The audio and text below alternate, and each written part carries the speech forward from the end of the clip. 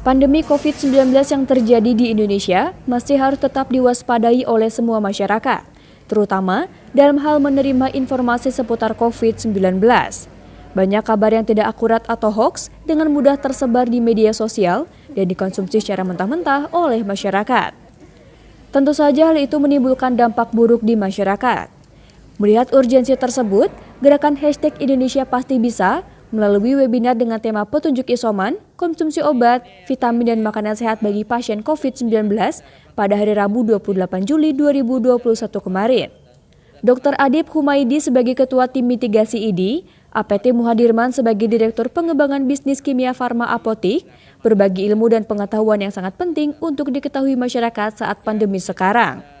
Sekarang isolasi mandiri menjadi prosedur yang harus dilakukan bagi pasien COVID-19 dengan gejala ringan atau tanpa gejala. Gejala ringan yang dimaksud tersebut diantaranya demam, batuk, anosmia tanpa adanya gangguan pernafasan.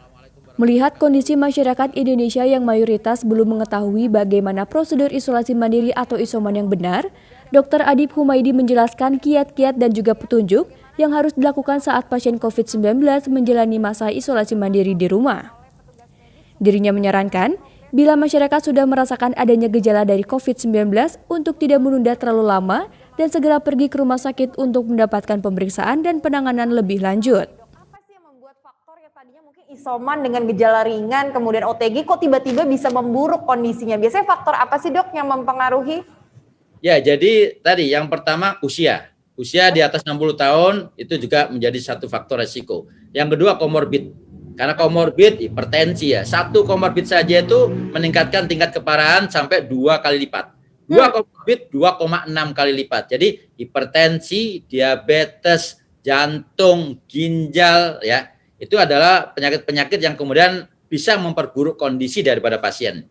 Jadi itu yang perlu menjadi perhatian. Selain itu terutama juga pada kondisi-kondisi yang memang ada mungkin penyakit jantung bawaan atau dia pernah ada riwayat pembengkakan jantung, itu juga bisa mempengaruhi juga kondisi di dalam COVID atau terkena COVID itu. Itu yang kemudian kenapa menjadi perhatian pada yang punya komorbid sebaiknya dibawa ke rumah sakit. Kalaupun tidak dibawa ke rumah sakit, minimal dia pernah ke rumah sakit, konsultasi sama dokternya dan mendapatkan obat. Jadi kalau konsul ke dokternya, jangan malam-malam. Itu UGD. UGD-nya rame biasanya. Datangnya ke poli pagi-pagi saja. Karena sesak itu nggak mendadak. Sesak itu bertahap, progresif. Jadi sesak karena COVID itu progresif.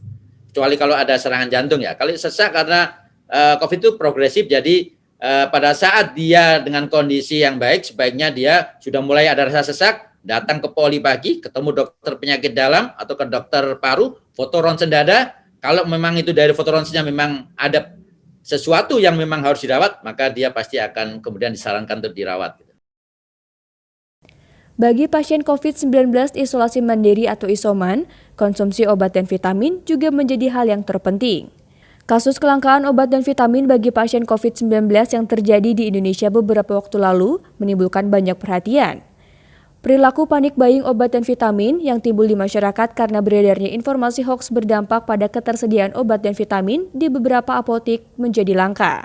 Melihat fenomena ini, APT Muhadirman selaku Direktur Pengembangan Bisnis Kimia Farma Apotik menjelaskan kondisi nyata yang terjadi saat ini seharusnya masyarakat tidak terperosok terhadap informasi yang tidak jelas hingga menimbulkan kepanikan dalam membeli obat dan vitamin. Untuk khusus Faviravir, ini karena memang diproduksi oleh Kimia Farma, direncanakan mulai minggu ini kita akan produksi 2 juta tablet per hari, sehingga masyarakat tidak perlu cemas tidak mendapatkan obatnya. Kimia Farma berjanji untuk tetap menjaga stok obat di berbagai apotik agar masyarakat bisa mendapatkan kebutuhan obat selama pandemi COVID-19. Dari Bandung, Jawa Barat, Tim Liputan Inspira TV melaporkan.